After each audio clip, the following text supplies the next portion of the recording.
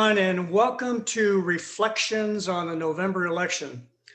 Our presenter today is Stephen Detch, and Stephen has been the elections coordinator for Ottawa County since 2014.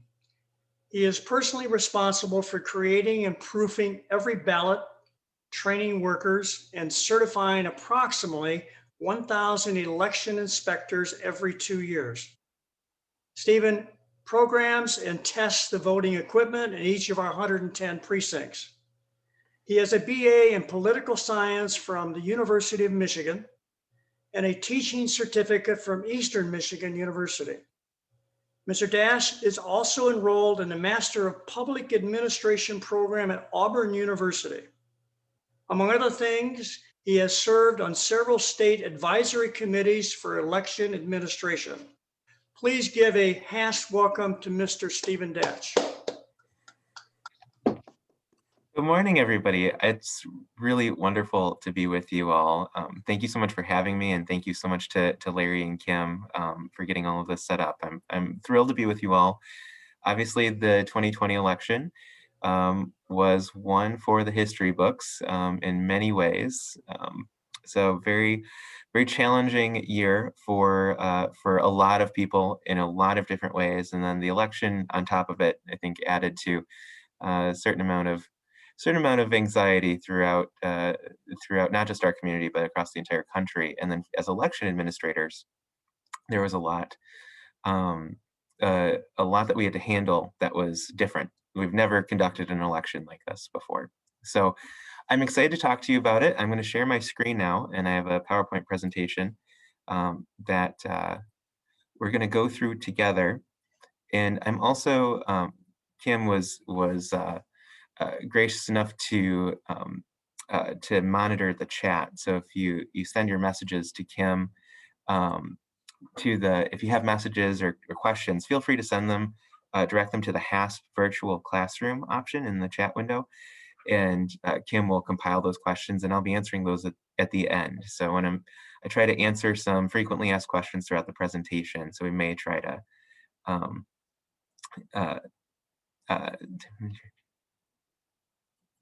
okay, so yes, sorry, just looking at my messages for a second. So yeah, go ahead and type your questions into the chat. You can direct them to the host, and they'll be able to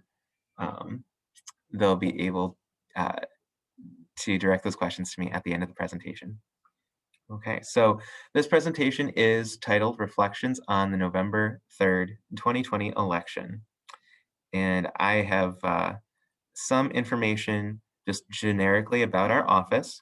Our office is the Ottawa County Elections Office, and we are under the Ottawa County Clerk and Register of Deeds, who is Justin Roebuck. He is our elected official, our elected county clerk and Register of Deeds. And he has a lot of responsibilities, and I lead up the elections division of our office. My official title is elections coordinator, and I'm responsible for the issues that Larry mentioned at the beginning, predominantly for our voting equipment, election worker training, and reporting election results. Our mission of our office overall is to help our customers and encourage their trust in government. We really take a very proactive approach to customer service, and something that I think has been very beneficial, especially in such a challenging environment like we had in 2020. So today's topics are security, health, and trust. These are the three main things I'm going to talk about. And these are really the three main issues that we had during the 2020 election. So under a security topic, we'll talk about voter registration, absentee voting, and our voting equipment, and talk about how we at the county and your local clerks ensure that the election is secure. The second topic we'll talk about is health, of course, related to COVID-19. So how did the county and local clerks change our procedures to protect the public and ourselves? And we'll talk about absentee voting there as well. Also, some of our personal protective equipment and the mask requirements that we had in place for the election. And then finally, I will talk a little bit about trust. This is something that's very near and dear to my heart. The amount of misinformation on social media has been very challenging for us to counter. And we've tried, and I'll talk a little bit about our efforts. I'm very proud of the work that we were able to do, and I think we've been able to maintain the public's trust in a very challenging environment. Obviously, there's more work to do there across the board. So we'll talk a little bit about social media and how we at the county have responded to some of these concerns, including a website we put together regarding election security and the process that we go through to certify the election and audit the election. So I'll get us kicked off here talking about the 2020 election by the numbers. So I've put together some comparative data, and I hope this comes through clearly on your screen, but I'll talk about the numbers as well. Our voter turnout in Ottawa County was exceptionally high. We had 76.8% turnout in the 2020 general election. This was also the highest number of total voters that we have ever had in the county. We had 169,960 total ballots cast, so total voters in this election. So almost 170,000 people participating in this election. That's about 25,000 more people than we had 4 years ago.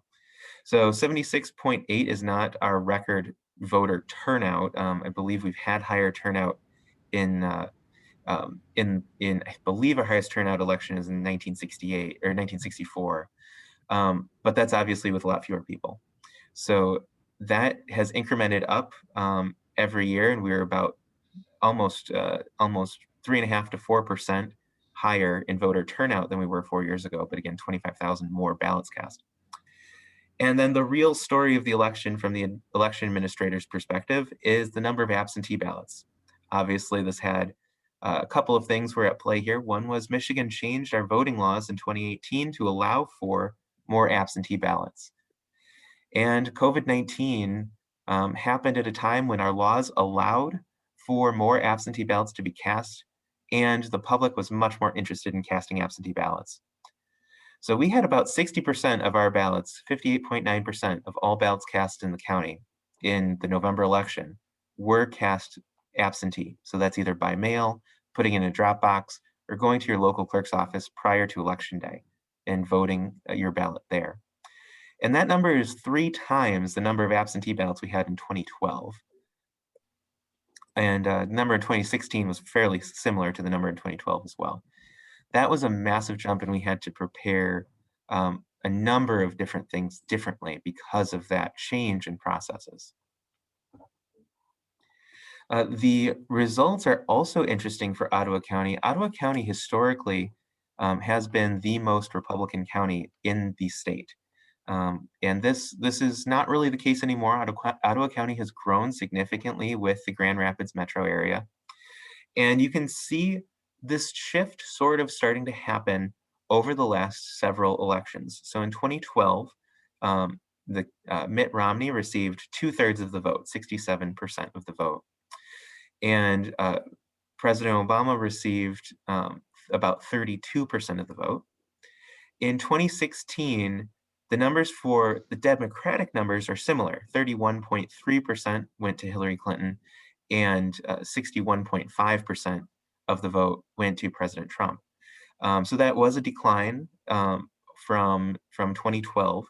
And then in 2020, you see that the numbers did not change very much on the Republican side. President Trump received 59.8% of the vote, and now President Biden received 38.4% of the vote. So there was an increase. You can kind of see that the electorate was galvanized in a way. There may have been, we had a large number of votes for third-party candidates or for invalid candidates. An invalid candidate is really when somebody makes a protest vote. They write their own name on the write-in line, or they write the name of somebody who's not running. We got a lot of votes for John Kasich in 2016. And of course, he wasn't a candidate, so that those votes didn't count towards one of the major candidates. We didn't see that as much in this election. We had a lot fewer people who were undecided or the people who voted in those camps. That represents a very large amount of the electorate. we only had about 400 people who decided that they would vote for a write-in candidate as opposed to the two major candidates. And out of 170,000, that's a pretty strong percentage of people who voted for that office. So the first topic I want to cover is election security. We had many changes in 2018, November 2018. The voters, with the help of the League of Women Voters, which is well represented on this meeting, changed the state constitution to allow for automatic registration of voters. So when you go to the Secretary of State's office and change your driver's license, then you are automatically registered to vote at your new address unless you choose to decline. We also have same day registration. So within the 2 weeks prior to the election, you can go to your local clerk's office and register to vote. This is a major change. We had, prior to 2018, we had a 30-day cutoff. So if you were not registered to vote by the first part of October, you couldn't participate in that election. And this change has allowed a lot more people to participate in the democratic process. So that's changed our procedures quite a bit. And then we've also added online registration. Online registration actually wasn't in proposal 18.3, but it happened at the same time. All of these things made it a lot easier for people to participate in the process, and online registration made it easier for people to participate from home. Little did we know how important that was going to be. Also with voter registration, all voters have to be registered on or before Election Day. They have to be 18 years old by Election Day and must provide a driver's license or social security number when registering to vote. So we do have to verify every individual who registers. And local clerks are the ones who are responsible for maintaining voter records. But the Secretary of State's office, we have a statewide voter file. And that is really helpful. So if somebody moves from the east side of the state to the west side, their voter record transfers with them, which is very, very helpful. I'm going to be talking a lot about local clerks and county clerks. I work in a county office, and my responsibilities are what we talked about earlier. Local clerks work in city and township offices. So if you think about the jurisdiction where you live, your local clerk is where you're going to get your specific ballot, even though if you live in Ottawa County, I program that ballot. I don't actually have any here at the office to give out. So I will talk a little bit about that distinction throughout the presentation. Of course, with voter registration, we have some common questions. We get these questions all the time. Can dead people vote, and can people vote twice? The answer to both these questions is no. If someone submits an absentee ballot and they die before Election Day, their ballot is actually removed from the voter. Their ballot is actually rejected by the local clerk's office, and the reason is because you have to be alive on Election Day in order to vote. So that is a very common question that we receive. And also the question with can people vote twice? There's a lot of concerns with the same day registration. Is there a way to vote twice in one jurisdiction? And there isn't. Because you have to go to your local clerk's office, this adds a layer of security in a very practical sense. We don't have an internet connection at the polling places. So if you go to a polling place and you're not on the voting list, you actually have to present a receipt showing that you registered to vote at a local clerk's office. What they do at the local clerk's office is they register you at the local clerk's office in the registration database. So if you're registered to vote, or if you've submitted a ballot somewhere else, an absentee ballot elsewhere in the state, then that's very easy to see, and you can't be registered in that jurisdiction. Or if you are, if it's early enough where you can be registered, then your ballot in your previous jurisdiction is immediately rejected, and the local clerk in your old jurisdiction removes your ballot from the totals. Well, it's not from the totals. They would remove the envelope and mark it as rejected. So there are security procedures in place at the local level, the localist level of government, to make sure that these two things do not happen. And our local clerks do an excellent job of ensuring the security of our system. And over the last several years, there really have been very, very few instances of this happening. If something were to slip through the cracks for whatever reason, every individual's voter history is uploaded to the state. So an individual who is registered to vote um, in one location and somehow was able to get a ballot in two places. Well, the second the day after the election, they would get a knock on their door because it would show clearly in the voter file that they had returned two ballots and committed a felony. So that is exceptionally rare and easy to catch. So we received a lot of questions about absentee voting as well, and changes in from Proposal 18.3 made this much easier. Again, little did we know how important this was going to be 2 years ago. Um, in 2018, the voters made absentee voting a right in the state constitution. We removed the requirement for voters to provide a reason to receive an absentee ballot, and truth be told, we didn't ever check those reasons anyway. This was really just removing a reason for people to lie on a form. So you could say that you were going to be out of town, and we're not going to come knocking on your door and checking, saying, "Hey, you're in town. We're going to take away your absentee ballot." But it did free up people to vote absentee because people want to be honest as part of this process. It also required that absentee ballots be issued to voters at least 40 days prior to each election. So we have to have the ballots available at the local clerk's office to be issued to voters 40 days before each election. And again, this is not part of Proposal 18.3, but you can now apply for an absentee ballot online, which was really helpful, especially when our local clerk's offices were closed um, for a fair amount of 2020. And a lot of our local clerks were still processing mail, so we took a lot of mail-in applications, but the online applications really helped provide access to our voters. So all Michigan voters have the right to vote absentee, and every registered voter who would like to vote absentee has to submit a ballot application before they can receive a ballot. Some elections, like the August primary election, because it's so close to November, it actually has the option to check a box, and you can use that application for 2 elections. But that's the exception rather than the norm. Most of the time, you have to submit an application before every election. And I'm sure many of you all are already on your local clerk's permanent absentee list. And if you're not, I would recommend signing up if you want to receive absentee ballots. Um, a permanent absentee list allows you to receive an absentee ballot an absentee ballot application prior to each election, which you then have to return and receive a ballot. No ballots are issued anywhere in the state without getting a signed application first. So the local clerks are responsible for checking those signatures on the applications and then sending the ballots. The ballots are then again checked for the signature on the envelope, and that's compared to our voter file. All of that is time consuming and it takes a lot of work. And our local clerks did a tremendous job with doing this process. So some of our local communities saw many more absentee ballots than usual. And even in Holland Township, I was just talking to the clerk there. I know off the top of my head, they had over 10,000 absentee ballots that they had to issue in a community of about 25 to 30,000 registered voters.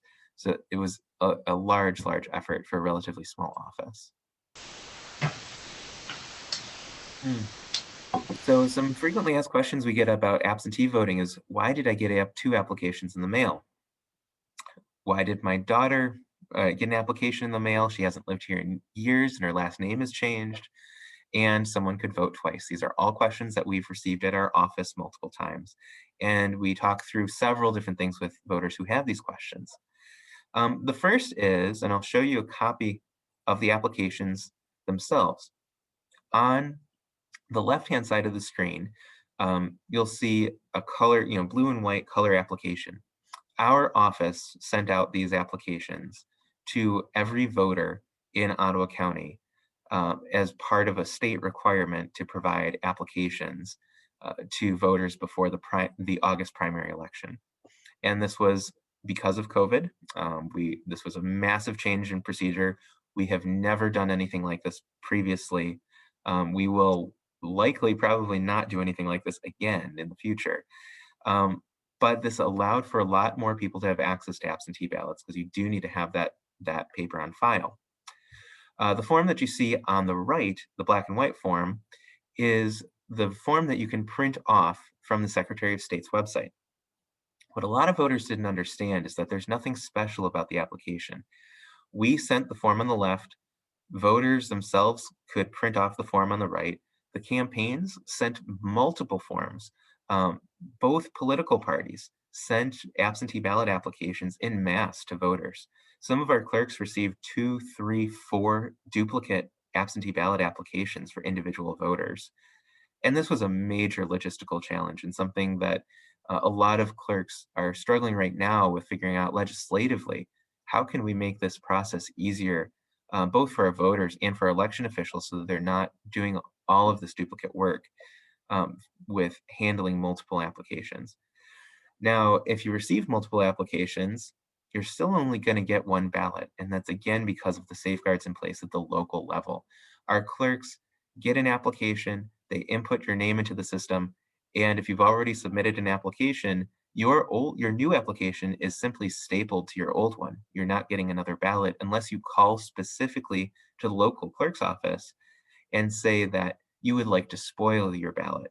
I actually did receive a couple of phone calls from voters whose their literal question to me was, "What do I do? My dog ate my ballot," and uh, that happens occasionally, and the ballots can be replaced. Each ballot is specifically numbered, and so that number is removed from the system. And if it happens to come back in, well, we'll know which ballot it is because it'll be chewed up. But if it's not chewed up and it comes back in with that ballot number, it's still rejected. And we only accept one ballot per voter. And that is standard procedure across the state. And and all of the communities in the state do this at the local level. Um, Also, I'll emphasize one part of that form as well, the application itself. You can see in here it asks you to check a box for election date. This was the August application. And so the August for 2020 election is listed there as the primary election. You could also use the same form for the November general election, and a lot of people took that option. You do have to sign the form, date it, and then in box number 3, put your date of birth. And what's really helpful, but not technically required, is your contact information. We had multiple people submit their ballots, and there was an issue with their ballot. And if we don't have their contact information, the only way we can get a hold of that voter is through the mail. So it's much better for our local clerks if we have a phone number or email address so that we can get in touch with people faster. And that helped a lot of people vote. Because we had that email address, a phone number, we could say, hey, we got your ballot in, but the signature doesn't match, or the signature was missing, or something was wrong with the ballot or application. So that is very helpful information for your local clerks to know. I'm going to go back a couple slides here to the questions again, and just emphasize that that second question. Why would somebody get an application in the mail who hasn't lived at that address in years? And we did not expect to have as many of these issues as we had, but we had thousands of applications that we sent out to registered voters that went to folks who are still registered to vote in our system but don't live in the state. And this is a problem. We actually removed about 10,000 applications from our voter file based on election based on the Postal Service data. So the Postal Service keeps a record of whether or not people move, and that helps. We were able to remove those individuals from our application. I think someone is on, has their audio on. You could mute your audio. That'd be helpful. So then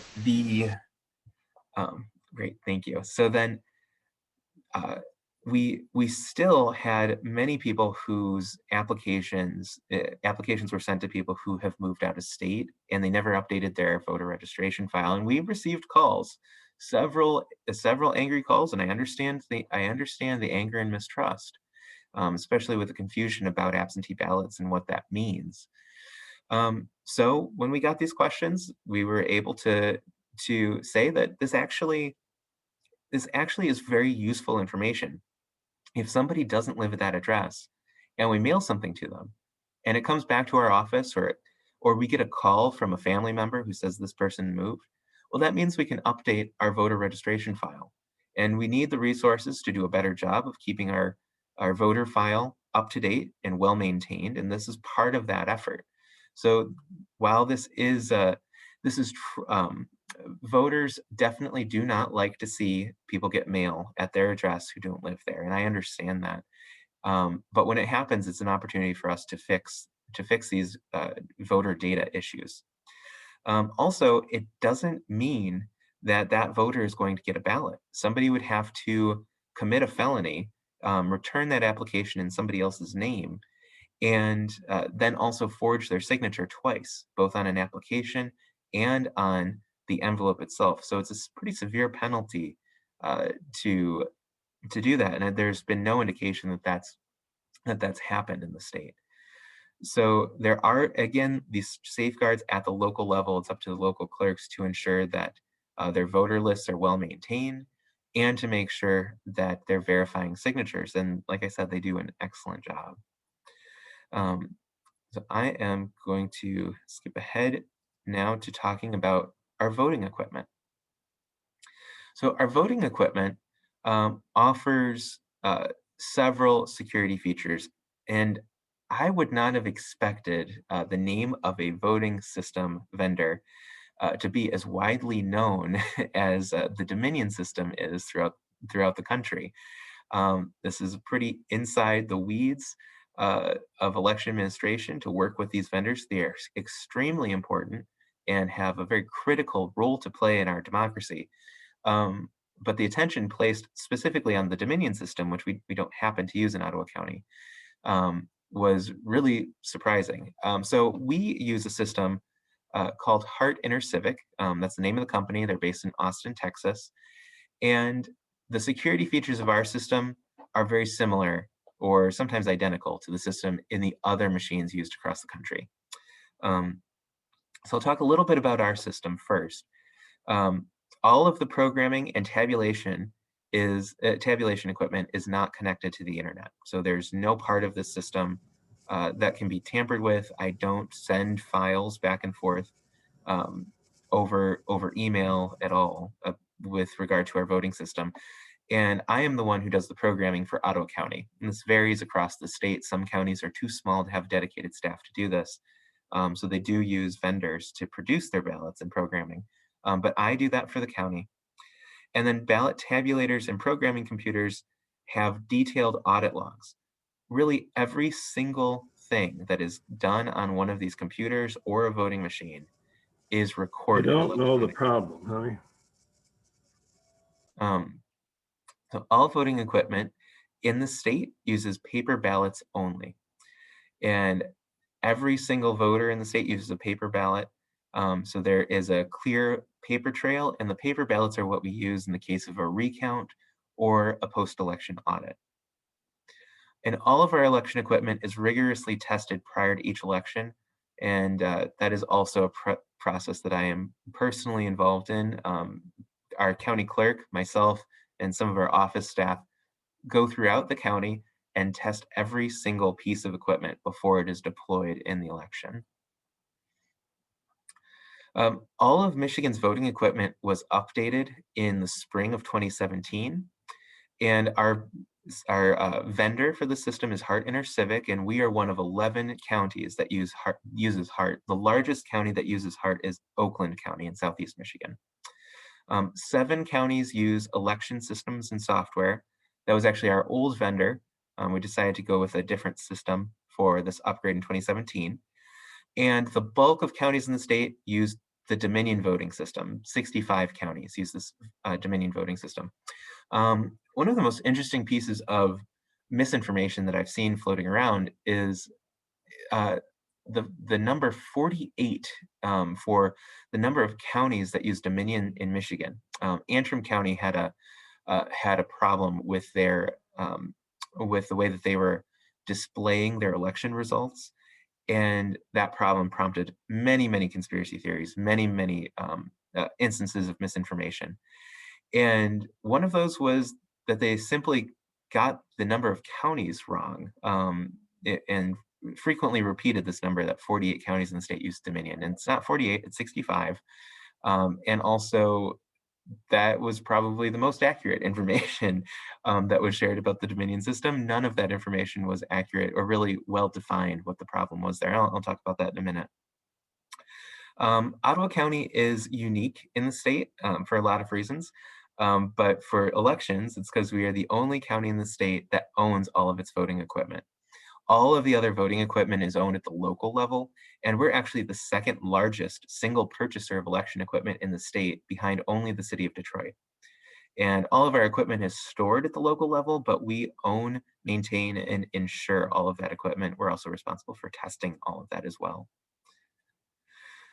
So the questions we've received about our voting equipment, the first and most common question this year was, do we use Dominion? And we don't, but that doesn't speak to the security of the Dominion system. In Antrim County, where it was widely reported that there were some sort of errors, the total number of votes were misrepresented on their election reporting system because the county clerk there missed a step when updating the programming on the tabulators. So it's very important when you look at election results online, those election results on election night are unofficial. And I will say, in full candidness, our election results shift on election night. So the results that we report on our website on election night are not necessarily equivalent to what we certify. And that's for a very specific reason. It's because we want to get our information out to the public as fast as we can for transparency. We want to show which communities are reporting and how overall the election is the election results are being tallied. But that process is very different from our certification process. Our certification process is a bipartisan process. There are 4 independent members of a local board of canvassers that certify the election. And they're combing through the data in a different way. And sometimes there's errors, and that's okay. And it's part of being a human process, is there are these human errors. The important thing to know about the Antrim County issue is that the voting machines tabulated the votes correctly, and that was verified in a hand count of the ballots in Antrim County. The state was very involved in making sure that hand count was conducted, but unfortunately, the way that information spreads is you hear the exciting story that there's a problem, but very rarely do we hear the follow-up story that the problem has been resolved or that it's no longer an issue. So there's Dominion system is perfectly secure, not connected to the internet, just like the system that we use in the county, and also uses paper ballots, which we use for verification of the results. The other question that we receive frequently is, how do I know that the machine did not flip my vote? And that's a tough one for me to answer. It's hard to tell someone that that we don't know how they voted, which is interesting. Most people don't want the government to know how they voted, so we have a lot of security features in place. So the way that the election is certified is we match the total number of voters to the total number of ballots issued. And we can match the ballot to the voter until it goes into the tabulator. Once that vote is counted, the numbered stub at the top of the ballot is removed from the ballot, and that ballot becomes anonymous. And that is for your privacy and security. And we got a number of questions from folks who really wanted to know that we could tie their name to their vote, and that's not something people actually want. I would not recommend that as a governmental policy.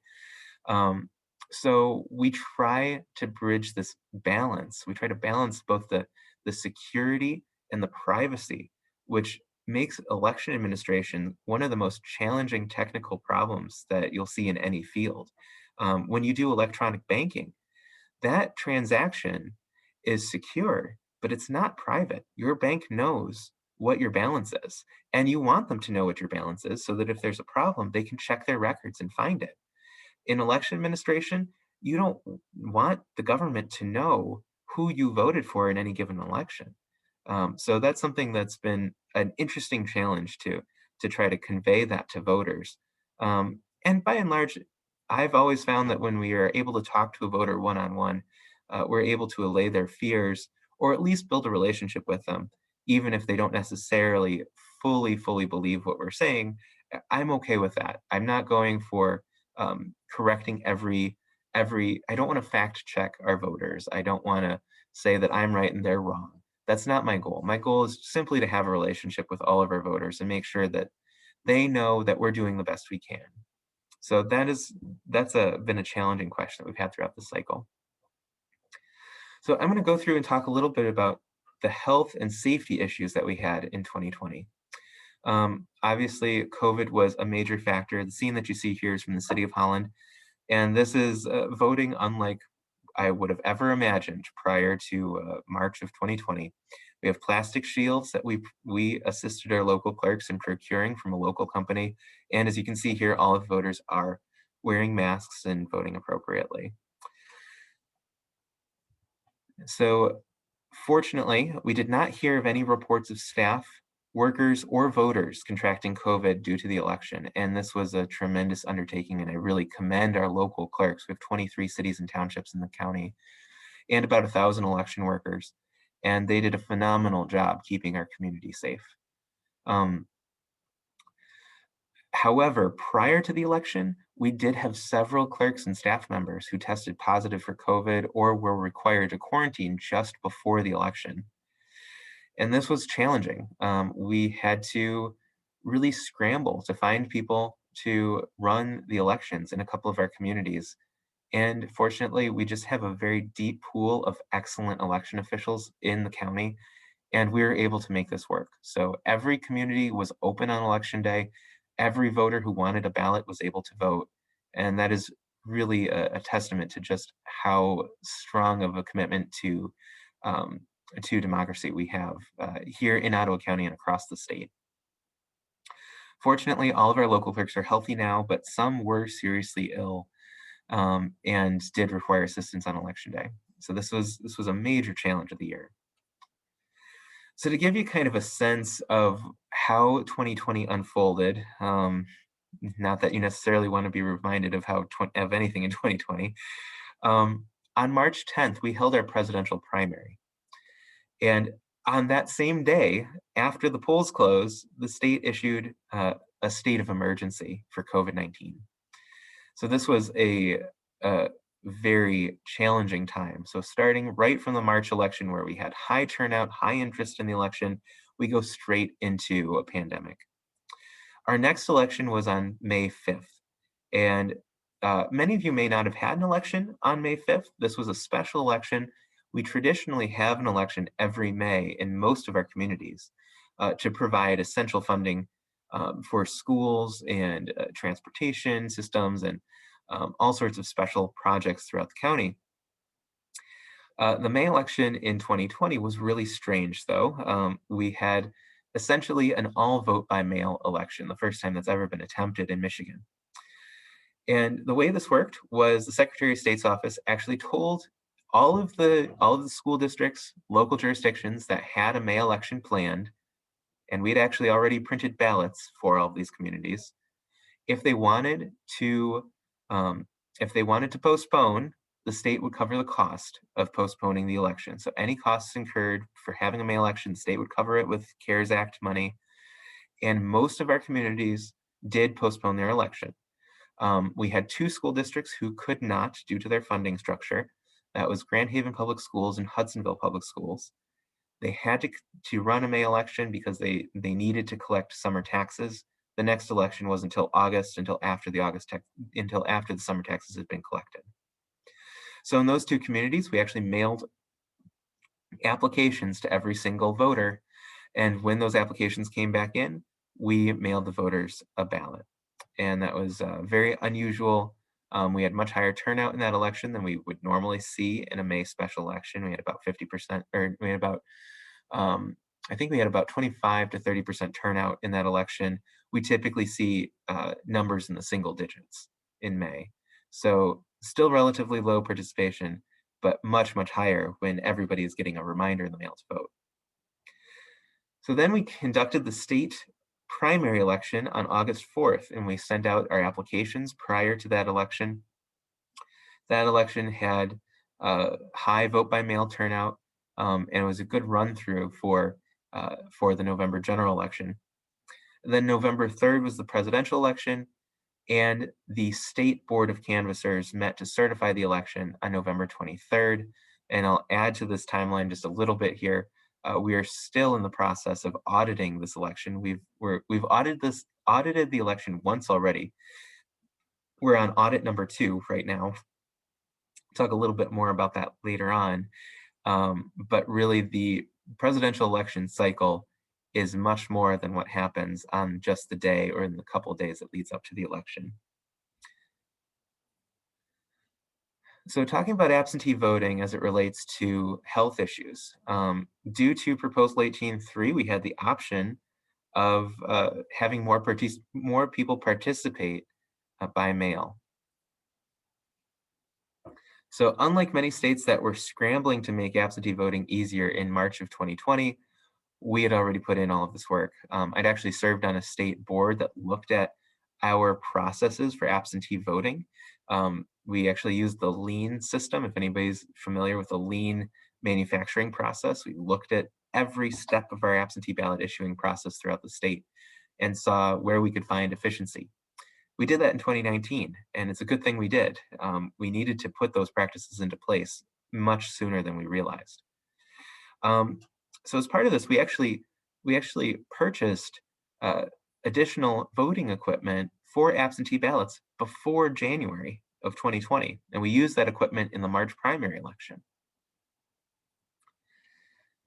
After the March election, we invested even more into voting equipment. We ended up purchasing 23 additional tabulators, so separate voting machines, to process absentee ballots throughout the county. So we basically doubled the number of the amount of equipment that we used to process absentee ballots, which again was extremely helpful because we doubled our equipment, but we tripled the amount of absentee ballots. So we used every single one of those machines, and we used it well.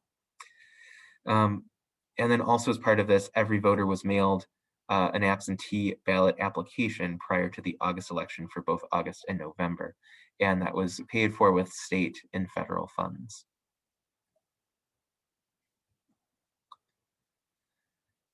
So the next thing I want to talk about is our personal protection equipment. The CARES Act provided the state with money to procure hand sanitizer, masks, and gloves for all of our election workers. And we had enough materials that we could actually offer some of these materials to voters as well. The picture that you see here was from the first round of PPE that we received from the state. They sent it to us here at the county and then had the county distribute it to the local clerks. One thing that looks like a lot of hand sanitizer, a lot of plastic bags. One thing I can't really convey is the smell of that room. The hand sanitizer was produced by a distillery. So it was that like liquidy hand sanitizer. I don't know if anybody's used it. That basically New Holland produced some of this, other distilleries across the state. But basically that room kind of smelled like old tequila for a while. So I guarantee that it would kill whatever was on your hands. But we distributed all of those materials to our local clerks for the August election, and we had supplies left over for November, but the state also provided additional materials for the November election as well. And so all of our jurisdictions were very well equipped, and that's really thanks to CARES Act funding, which our state put into the personal protective equipment. One other thing that we did here at the county was before the May election, we worked with a local company out of the Holland area called it's Great Lakes Window Products, and they make all sorts of window treatments. And they had some extra clear plastic that they typically use for like boat covers and boat windows. They threw together a large 6 foot by 8 foot screen, or 6 foot by 7 foot screen. So it's 7 feet tall, 6 feet wide. And they asked us if this prototype that they put together was something we could use at our elections. And we at the county went ahead and just purchased 14 of these for our local clerks for our May election, smaller election, perfect opportunity to roll this out in a small scale. And they worked really well. We have so almost every community in the county purchased these, as well as other communities across the state. Oh, that was something, it was great to see our business community really participate in the effort to keep our voters safe. Um, and these screens were perfect for what we needed. They were tall enough where you could situate them right over a table, and a worker could be sitting at the table talking to somebody who's standing up, and everybody would be protected with a plastic barrier. You could see the voter's driver's license through it. You could pass materials through it. It worked very, very well for what we needed. And then the final thing to discuss about the health issues that we ran into were the mask requirements. Um, so despite a large increase in absentee voting, we did have a lot of voters who chose to vote in person. So under an executive order, election workers were required to wear masks in all polling places. But our voters could not be required to wear masks. We encouraged people to wear them as much as we could. But essentially, we were not allowed to take away somebody's right to vote because they weren't wearing a mask. So this was, um, I don't know if this executive order was necessarily controversial, but it definitely caused some angst. And uh, we found across the board, most voters were respectful of the health and safety of our election workers and chose to wear a mask while voting in the polling place. However, we had some voters who came in who did not wear a mask, and we had some workers who did not wear a mask, which was unfortunate to see because there's it's something that we take very seriously. The health and safety of our community is the primary focus of everything that we do. And so that was challenging. We got some complaints from our voters regarding election workers and the mask requirement and vice versa. And these were all issues that we, at the county level, don't have any direct control over, but we worked with our local clerks, and our local clerks, by and large, did a phenomenal job of really emphasizing to their workers the importance of keeping their communities safe. So there's sort of a civic virtue side of this as well, where we want to make sure that yes, there's political tension and political meaning attached to things that there really should not be. And this is a tragedy of 2020 that things have devolved politically. Um, but we do want to make sure that we're not just keeping others safe, but that we're making them feel comfortable and welcome, especially when they're doing something that's as important as voting. And I want to make sure a major goal of mine is to make sure that every voter in the community can feel comfortable walking into a polling place, voting for whoever they would like, and leaving, and knowing that their vote was cast securely and safely, and they were kept secure and safe through that entire process as well. And I feel like we did a good job of that. I think that's something that, when I look back at the work we did, I feel proud of the work that we did at our office, and exceptionally proud of the work that our local clerks did on this as well. And that extends to our local election workers too. And I'm extremely grateful for all of the people who stepped up to volunteer as election workers. And also, we had a number of folks who did not feel comfortable working in this election because of the health issues. And I absolutely commend folks for. I feel like that was a responsible choice and something that honestly worked out. It worked out well, and we hope to see those folks back in the precinct next year. Um, and hopefully everybody can get vaccinated and participate safely. Um, but it was a tough time for recruiting election workers because of these issues. But our community really stepped up, and we did not have a shortage of election workers on election day. And that is just a testament to the strength of our community. And that was the story across the state. And so I'm very proud of that as well. So I'm kind of getting into the final section that I want to talk about here. And I think we've been uh, so I think we've been going for just shy of an hour here. So I'll go through this section and then I will try to make sure we have plenty of time to answer questions as well. Um, so I want to talk to everyone now about trust. And this is something, like I said at the very beginning, that is very near and dear to my heart. This is something that really it's my reason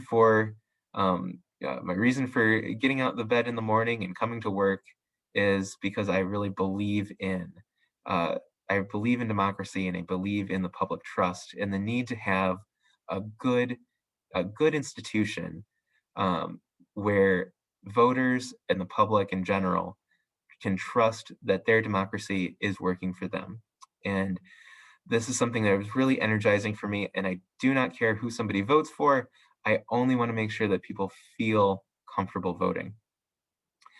So, um, I'll try to come down from my soapbox a little bit here on that, but I'll talk a little bit about what you see on your screen right now. This image uh, was actually put up on billboards throughout the county. So we have several digital billboards in the county, and we got some late grant funding from, actually, it was funded through Mark Zuckerberg. So the founder of Facebook provided a huge amount of grant funding to local election administrators. And this also, as with everything in 2020, comes with a fair amount of controversy. But this money was available to all communities of all political stripes, including us here in Ottawa County. And some of what we used that funding for was to produce media to tell voters where they could get good information. And the billboard, as you can see, is encouraging voters to find accurate election information at our website. And there's interest groups, like the League of Women Voters, who's excellent, especially our local leagues. And there's national groups like Rock the Vote and other organizations that their goal is to increase voter turnout. And they try to work with voters directly to increase that turnout. Unfortunately, what I've found is that voters need to know more specific information than what statewide, or really especially national organizations, can really provide. We don't have early voting in the way that other communities do. So if an organization is talking to a voter in Michigan about early voting, it's not going to make sense to them. Even though if they come to us and say, I want to vote prior to the election, or I want to vote early, we can direct them to resources to do that. But national organizations often can't do that. And too often the information on social media is shared from a national platform, and it's not getting people to the information they need. So uh, we created our billboard campaign, and we also use social media quite a bit. So after the 2016 election, it became clear that elections officials across the country needed to do a better job of reaching their voters on social media. There was a lack of good election information and bad actors. And some folks who were just misguided were filling that information vacuum. So I took it on as a mission of our office to try to provide that information to our voters. So we made sure to engage in social media. We started this process in 2019 for the 2020 election. We've had a presence on Facebook and Twitter for a long time, but we really needed about a year and a half to plan how we were going to communicate to our voters. So what you see on the screen here are our two primary landing pages. On the left-hand side is our Facebook page. We are at OC Clerk Register on Facebook, and on the right-hand side is our Twitter page. We are at Ottawa Elections on Twitter. You can see on the Twitter screen, we had, at the time that I grabbed the screenshot, we had about 480 followers. We have more followers than that on Facebook. We also have the vast majority of our engagement is on Facebook. And what we notice from our population is it's good for us to have a Twitter presence, but Facebook is really where our voters are.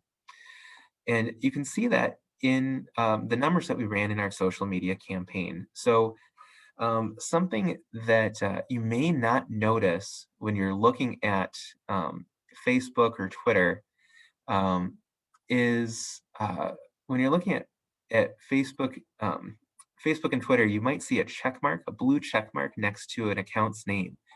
That means that that platform has verified the identity of that account. And most elections offices in the country do not have a verified account, which can be problematic. We want to make sure that if somebody is pretending to be an election official, that we know that and that that account is removed, because we want to make sure that only official sources of information are providing information about official election information. So we took that step to verify our accounts out of really an abundance of security. We also were proactive in what we were sharing on our page, and that is another critical piece of security. We want our voters to know information proactively, because if we're responding to bad information, if somebody says, the election is really on Wednesday instead of Tuesday, well, if we're fact checking that information's already out there. There's already been fertile ground for that information to spread.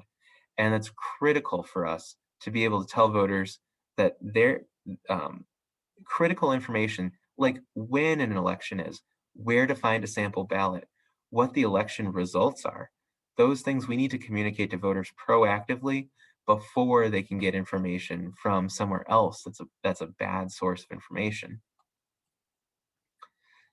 So we did this in our campaign. We put together videos and graphics and posts that directed people to good information, to come to us for that information, and to direct people to our website and to the state's website, where you can get your personal election information and not worry about the national information that doesn't apply to you. The only place that knows the only place that can issue your vote, your ballot, is your local clerk.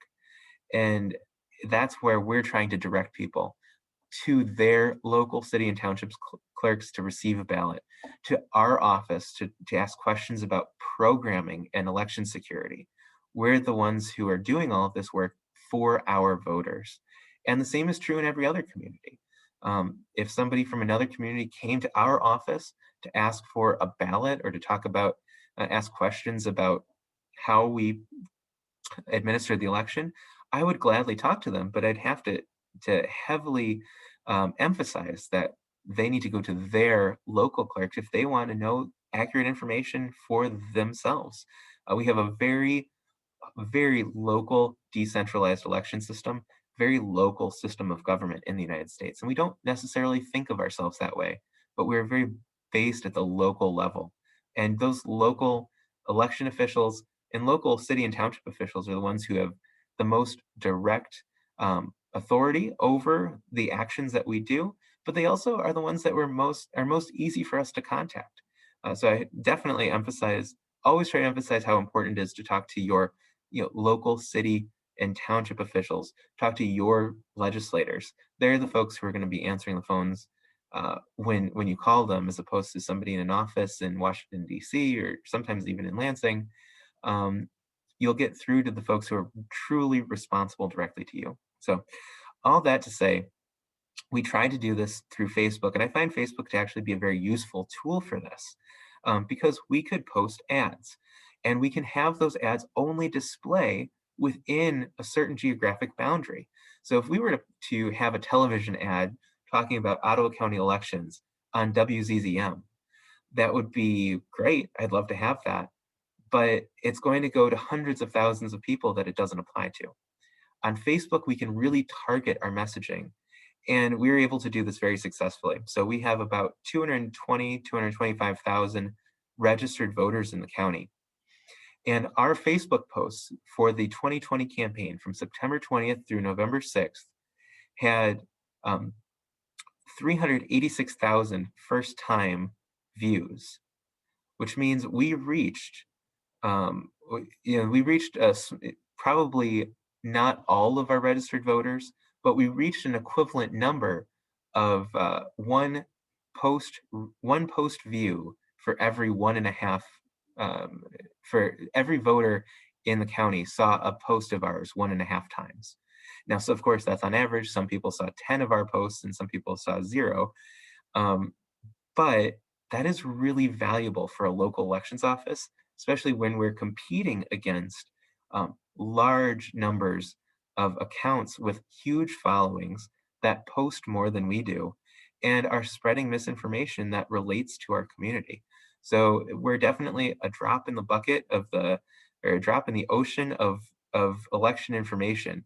But I'm very proud of this effort, and I feel like we did we made a strong showing to make sure we were able to get information to our voters proactively. So some of the information that we showed, and this is a picture of a video, so I'm not actually going to show this video, but if you find our Facebook page, you'll see multiple videos that we put together, multiple resources for voters on how to return a ballot, how to mark an absentee ballot to make sure that it's counted correctly, some essential voting information. And this was very well received by our voters and something that I definitely will be doing more of going forward to make sure we're proactively communicating. So a couple other issues I'm going to go over. I'll try to do this last section fairly quickly to make sure we have time for questions, is certification and auditing of the election. Some of you may have heard of the Board of State Canvassers from this election. It's a bipartisan group of 2 Democrats and 2 Republicans who certify the election results.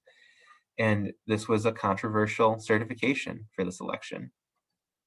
And that is really unfortunate. It's very much a procedural task. We're simply looking at the number of voters and the number of ballots cast and making sure that those numbers are accurate and that everything was completed to the best of the local clerk's ability. And it became a political issue this year, and our state board of canvassers voted to certify the election results. All 83 county boards of canvassers certified their county election results, but it was more tense than it has been in the past. And because of COVID, we had to make some adjustments. So we actually made sure to make our canvas open and available to the public. It's always been a public meeting. This is the first time we've ever actually had somebody attend the public meeting of our Board of Canvassers meeting. But we tried to make it as accessible as possible, again, to build that trust and to show people what we're doing in that process. We also conducted post-election audits where we audited 10 precincts randomly selected by the state throughout the county, and we did a live stream of that audit process on YouTube to show as much transparency as possible. We also put together a website called Securing the Vote, and this is miottawa.org/securing the vote. You can go there anytime, and we have some frequently asked questions about the election. So this screen shows some of the hot topics on that page. And so if you have any of these questions, how are voting machines programmed? Can a voting machine switch votes? How do I know my deceased relative or friend's name was not used to vote?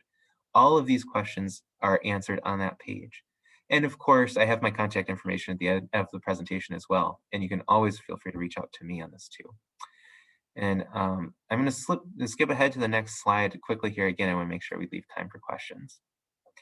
I want to talk briefly about the events on January 6th. Of course, we just had our inauguration yesterday, and we saw that once again, we had I would say mostly peaceful transfer of power to the 46th President of the United States. And this is something that, as somebody who's loved government my entire life, I love the pageantry around the inauguration. And regardless of who is being inaugurated, and I was extremely sad to see the events of January 6th. And it really, really brought to a head the issue of how important it is that, that these spurious claims of election fraud, this really pervasive lie about the outcome of the election really needs to be addressed. And I, for one, don't think that there's anyone better than local election officials, your city and township clerks, myself in whatever role I can play, to address these concerns and say, like, yes, not only was the election free and fair, but it was free and fair here and across the board. And here are the checks and balances in place throughout our government to make sure that this happens fairly. And that's definitely something that's near and dear to my heart. And I think that that's going to be the challenge of the next decade is how do we strengthen our democracy in a world that has Facebook and Twitter and other instant sources of misinformation. And I just want to end with a couple of quotes here. One is from Senator Mitt Romney from the events, right in the aftermath of the events of January 6th at the Capitol. The best way we can show respect for the voters who are upset is by telling them the truth. That is the burden and the duty of leadership. The truth is that President-elect Biden won this election and President Trump lost. And I firmly agree that telling our voters the truth is the most important thing that we can do in our line of work. And then finally, I want to end with a quote from the late Representative John Lewis, said that your vote is precious, almost sacred, is the most powerful nonviolent tool we have to create a more perfect union.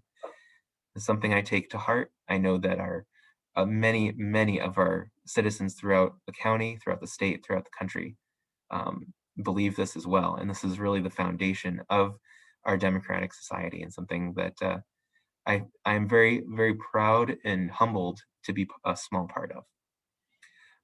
So with that, I will gladly answer some questions. You can see my contact information on the screen as well. Feel free to write that down and get in touch if you have any questions after the presentation as well. I think Kim was going to do Yep. that. Kim, are you there? I'm here. Okay. Awesome. Thank you so much. Let me start with the questions. The first one is from Jim. Can non-citizens vote if they have a driver's license? That's a great question. And no, they cannot. I will say occasionally non-citizens are registered to vote in error. And every time that that's come across my desk, the individual involved has been terrified that this would destroy their chances of becoming a US citizen. So I've had to send multiple letters on voters' behalf. I'd say over the last 6 years, I've had no more than a dozen of these things happen, definitely less than 2 per year. I haven't had one in a while. But when it can wreck somebody's immigration status, and if they vote, even if they're registered to vote through a Secretary of State branch office error.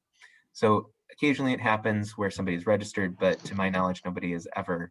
I have not seen anybody vote who's a non-citizen. Okay. Question from Lou. What safeguards are there to prevent someone from voting in 2 states? For example, a student voting in their home state as well as at their university location. There are some safeguards, but this is an area where we need federal improvements. So the state of Michigan is part of a consortium of states. It's called ERIC. It's the I believe it stands for like Electronic Registration Information Center, something like that, where Michigan, on a very regular basis, shares our voter data, not the full file, but a copy of our voter data with 30 or 35 other states. And we compare the data. So if somebody has a matching name and date of birth, it flags it in the system as maybe being the same person. So then at the state level, actually, that's investigated.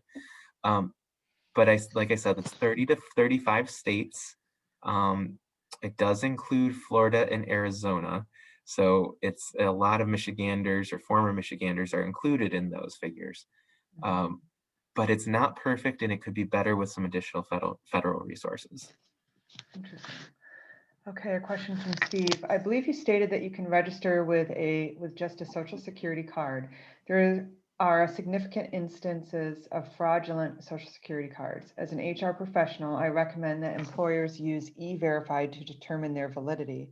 How does the Elections Commission verify accuracy of Social Security cards?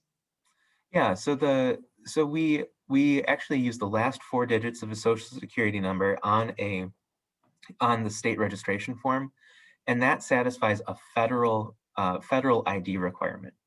The state's requirements are actually a little bit different. So the citizenship status is maintained by the Secretary of State's office. So when we input that data into our system, we can't deny somebody the right to vote because they used the last 4 of their Social Security number instead of a driver's license.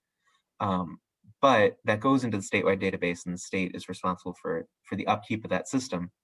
And they verify all voter information. They compare that to the Social Security database regularly. That's largely for removing people who have died. So if somebody has died and it's marked in the Social Security system, then a notice gets sent to the local clerks.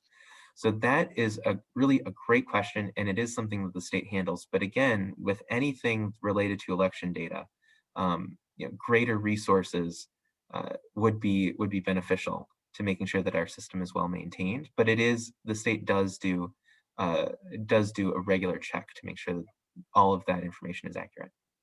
Okay. Next is, how many actual voting fraud cases have there been in Michigan in recent years, and what's the most common type of fraud? That's a great question. So I believe I just saw a headline for a voter fraud case that was being prosecuted out of Canton Township in Southeast Michigan. Mm-hmm. That's the first one I've seen from the 2020 election cycle. I would say over the last 10 years, I believe there have been fewer than a dozen instances of any sort of voter fraud, and it's extremely rare because of the safeguards in the system. But also I feel confident saying that because our last Secretary of State, Ruth Johnson, who is actually currently in the state Senate, she came into office. She is a Republican. She came into office with as a campaign promise to root out voter fraud, and she spent a lot of taxpayer dollars on investigating voter fraud and came up completely empty. There is not substantial voter fraud that doesn't get caught. The instance in Canton Township, I believe, was somebody who attempted to submit and may have submitted an absentee ballot. I think it was. I don't know enough about that case. I know, and I don't want to speak on it because I don't remember the details well enough. But in our county, I have not come across an instance of voter fraud of any type, and it's very rare whether it's absentee ballot related or in-person related. In person, there are instances where someone will vote under someone else's name. When I've seen that, it's been a father and son who live at the same address and have the same name. And that is an error on the election worker's part. And that happens very, very rarely. I actually did not hear of any instance of that happening in the 2020 election. But throughout the last 6 years, I have heard of that once or twice. And that is something that can be easily checked when the voter comes in to vote. And we know about it because the other voter came in to vote and the voter records were updated. So I would say to get to the point of most common, probably the largest profile voter fraud scheme that I've heard of is out of the 2018 election in North Carolina. Somebody was collecting up ballots, absentee ballots, and basically filling them in for the voters that they collected them from. And that is intensely illegal, that is horribly illegal, and that individual was caught and punished.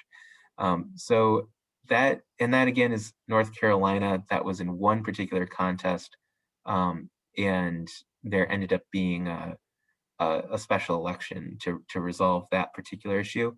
I have not heard of any other issue like that in many, many years. So the last thing I'll say on this is the what is it?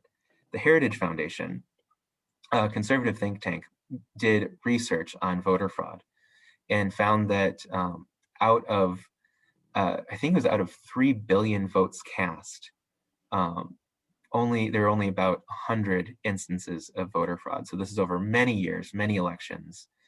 And it is a fraction of a fraction of a fraction of a percent. That being said, I want to make sure that our system is secure, and we do have a lot of safeguards in place, but I would say the statistics bear out that our system works well.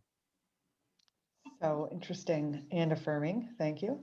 Mhm. Next question is, when your initial slide stated that 169,960 votes constituted 76% turnout, what's the denominator? All people in the area, all registered voters, or all qualified voters? It's all registered voters. So that's a great question. Okay. And that's a snapshot. That's all registered voters at the time of the election. So we had 221,000 registered voters at the time. And our eligible voter rate in Michigan is actually pretty good. The number of registered voters to eligible. So really about 90 to 95% of eligible voters in the state actually are registered. So we do a lot better than the rest of the country because our Secretary of State's office, our driver's license file is tied to our voter file, and it's been that way since 1978. We're the only state that has anything like that. So we do very well. I think we're in the top 10 of the country. Okay. Next question is from Gloria. Is it possible to streamline the absentee voting process to one step and still maintain security? It is. Other states have mastered this, but they have challenging. We have some different requirements than other states. So there are states that are entirely vote by mail. Basically, they treat your voter registration as an application. So if you've registered to vote, then you get a ballot in the mail. And the way that they keep that secure is they have digital signature checking. And your signature is updated with every single instance of that signature coming in and being scanned. So you have a modern, up-to-date signature verification that's being digitally analyzed compared to your last 20 signatures. We don't have that. I would love to have that. And that's an issue, I think, for our state legislature to make sure we have that software. And that could help.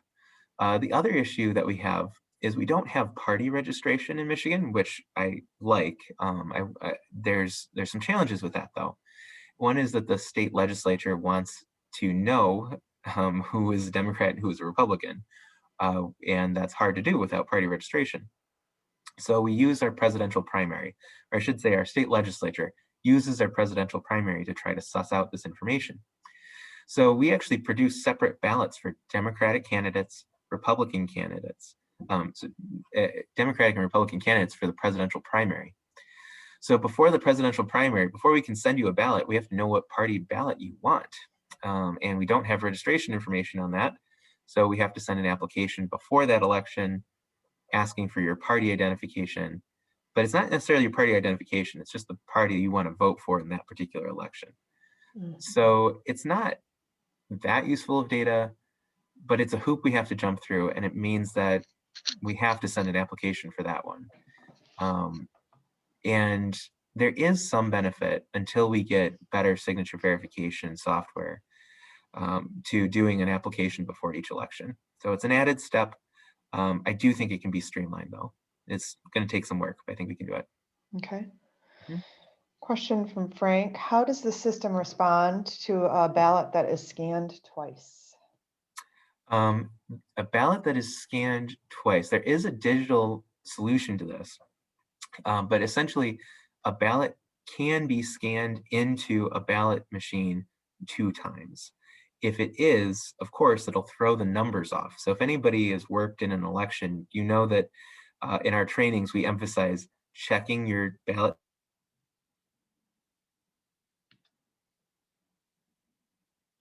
Yep. Why did he just freeze? Steve, you just froze for some reason.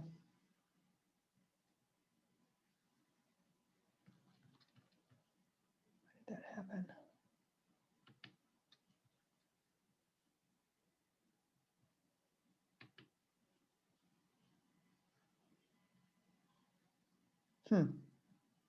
Larry, can you hear me?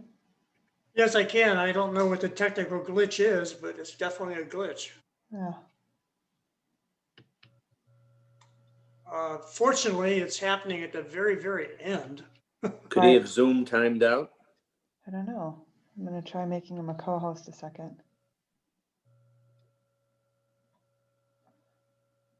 It looks though like maybe he Okay, now he's coming back. Needs to unmute him. What a great guy. I know, he is a great guy. We lost Sorry. you there, Steve. Okay, there lost you you for a are. minute. You Yeah. froze. I specifically came into the office to use a hardwired connection, but it's okay. We're back. Okay. We're back. So you have to remind me what the question was. I'm sorry. Okay, hold on. Streamlining? Oh yeah, we were talking about streamlining. The ballot running through the machine twice. Oh yeah, Yes. Thank you.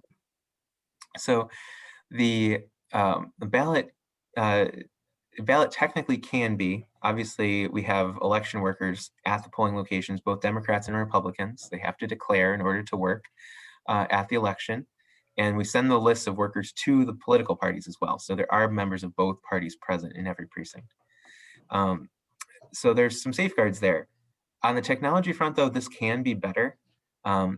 There's a cost involved. So, and there's an equipment issue involved, but our equipment technically has the capability of making each ballot unique.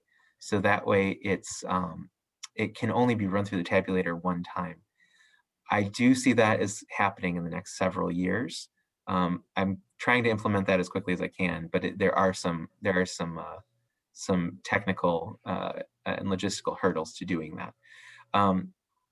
With that being said, it has not been necessary for many, many years to do that. We have procedures in place to handle this and to count ballots accurately.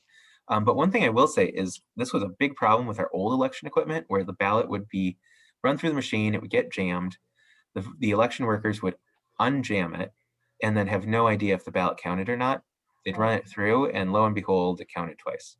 And so then they'd have to come into the Board of Canvassers. The Board of Canvassers would open the ballots, count the ballots, make sure the number of ballots matches the total number of voters. Then they'd have to run the ballots through the machine again and hope the thing doesn't jam. With our new equipment, we actually haven't had to conduct. In the 2020 election, we had to conduct one retabulation. Or no, actually, I don't even think we retabulated that one. No, we investigated. We investigated one precinct that was off. So it's very rare, and the new equipment helps with that a lot. Great. But yeah, great question though. Question from Ben says, I assume there are good lessons learned between county organizations. Are there any good practices shared between states? It's a great question. Elections can be frustratingly siloed. So even among, I do communicate with my peers across the state. And there are about 20 of our 83 counties that have someone in an equivalent position as mine. In the other 63 counties, it's the county clerk, the elected county clerk, who is doing all of the work of providing vital records and circuit court records and all elections administration for their counties. So that's a lot on their plates, and there is a statewide county organization, and that's fairly active. But I would like to see more cross-county and cross-jurisdictional sharing of information. I saw this when we were looking at the absentee process. There's 1,500 election jurisdictions in the state. So there's 1,500 cities and townships. Everybody does things slightly differently. And there's a benefit of having election officials that close to their voters. But there is a downside, and the downside is we tend to be off in our own world, and somebody's doing something great, but then somebody else might not know about it. So that can be problematic, and I would say that problem is exacerbated at the state level. Our state elections director does communicate as part of the national organizations that communicate across state lines. But they have the added challenge within the state. We're operating under the same set of laws. Outside of Michigan, nobody does elections like we do in Michigan. So it's interesting to share with other people across the country, but it doesn't exactly apply. The only other state that does elections really like Michigan is Wisconsin. And there are some really critical legal differences between the two states, but they're really our only peer. that have local elections. Almost everywhere else in the country, except for New England, has county level election administration, and it just looks vastly different. Wow, I had no idea. Okay. Yeah. Question from Don. If absentee ballot signature doesn't match state database, how Mhm. vigorously does the clerk try to reach the voter to resolve it? That's a great question. And the local clerks are required to reach out to the voter. It depends on what information we have from that voter, though. If we have a phone number, we can reach them. But if we don't, and it's not required to have a phone number or email address, Right. then we send a letter in the mail. And if it doesn't get to them, there's nothing else we can do. We don't know who the voter is. We have no other contact information. So they do try. They're required to try. But that could also be improved with some better voter data. Not that I would necessarily want to require somebody to provide an email address or phone number in order to vote, but it is helpful. And I think getting that information out to folks to include that information would be helpful. Yeah.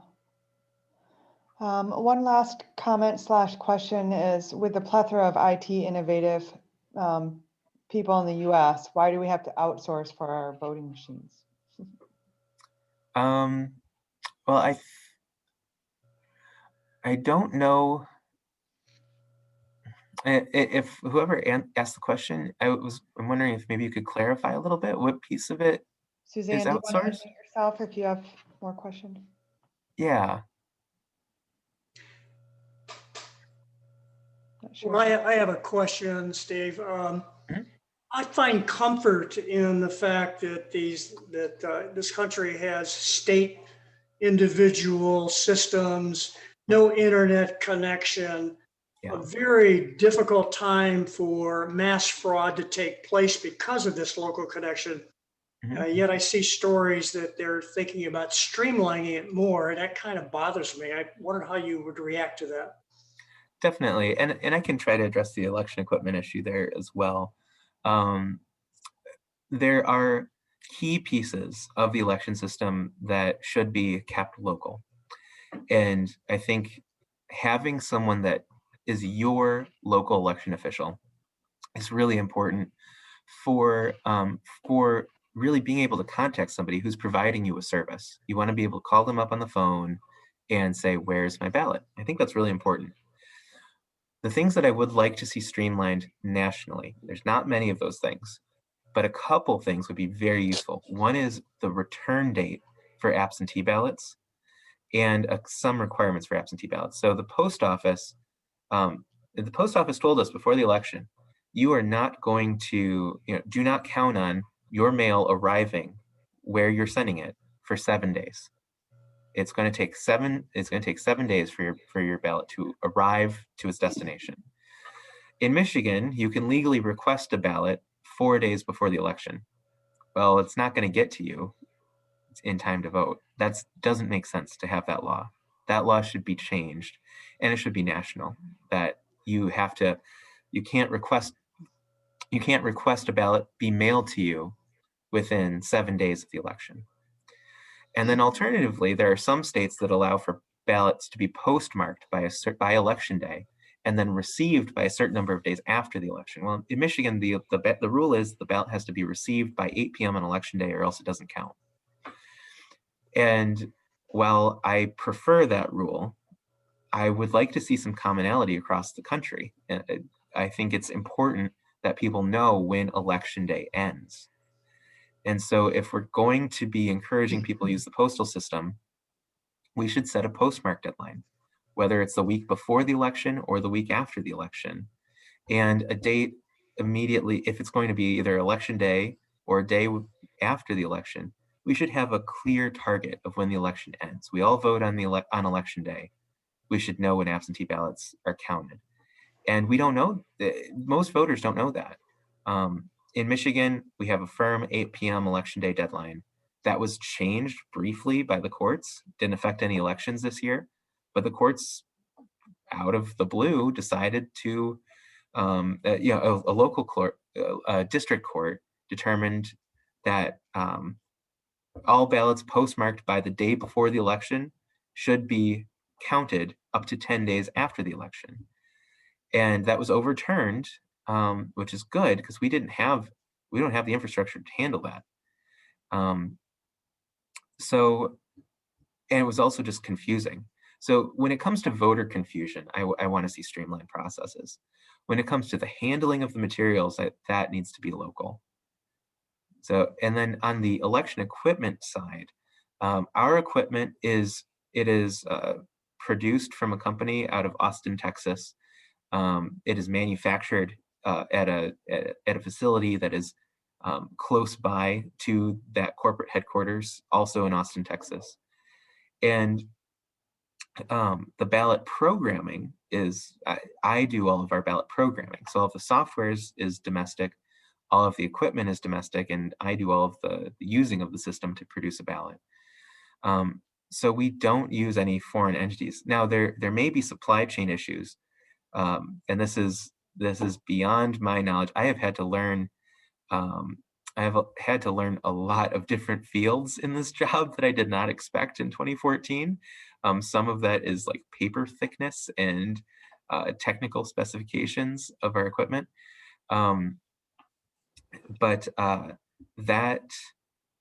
So there are components that are produced overseas because there's no local producer of those things.